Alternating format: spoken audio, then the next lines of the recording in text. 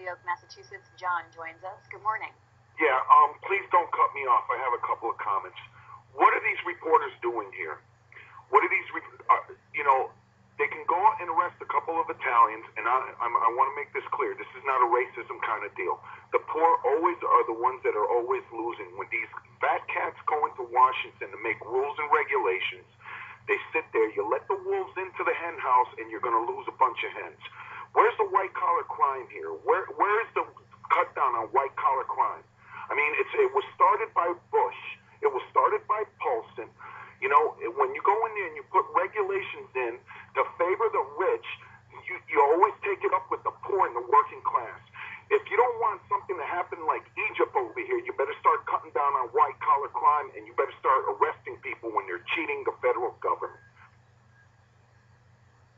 Well, I hear this question an awful lot, and I have a lot of sympathy for the people who are asking it. I ask it myself. You know, we have just been through a traumatic episode. We are still have huge numbers of unemployed. The economy is starting to come back, but still struggling. And many, many people ask me, where are the criminal prosecutions? Why have we not seen people, hauled off to jail after losing trillions of dollars, literally, for investors in their 401ks, their retirements, their pensions? And this is a really good question that I do not know the answer to. A lot of people say, oh, these are difficult cases to make, but it really is something that I would like to get to the bottom of in a future article, because it is something that is a burning question, I think, among so many people across the nation. Let's go to Winchester, Virginia, where Jason joins us. Welcome. Hey, good morning. Good morning. My question is, now that your six big banks of the world has taken control of Washington, will we ever be able to get out of the mess that we are now in? Thank you. What a great question, Jason. That is really the crux of the problem that I saw after the Dodd-Frank bill became law. And that is that the whole concept of institutions that are too big to fail, that are too interconnected, too politically powerful to be allowed to go bankrupt, that problem was not addressed in Dodd-Frank. We are still very much in the world of propping up companies if they behave badly, as long as they're big enough, interconnected enough, politically powerful enough. And that is a very bad outcome after an episode like we've just been through.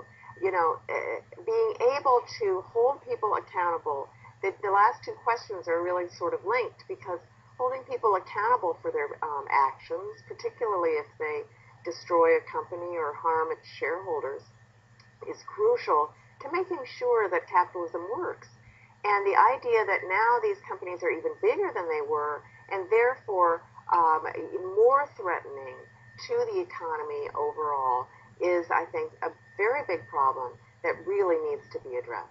I wanted to say to Gretchen was, I'm going to hold you to the statement that you made, that you were going to hold people accountable or find out what happened to all of this money, and particularly what happened to the case against Maxine Waters with the bank-in thing and her husband.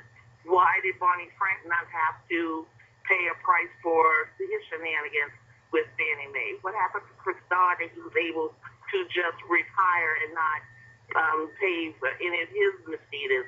How come Charlie Rangel? What happened to Blagojevich? He supposedly cheated the government of all this money. I mean, all these cases just sort of quietly slipped out of the news.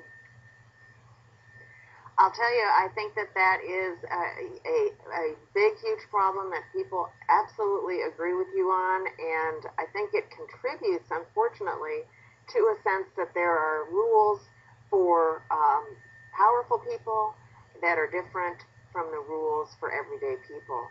And I don't think that's what America is made of. And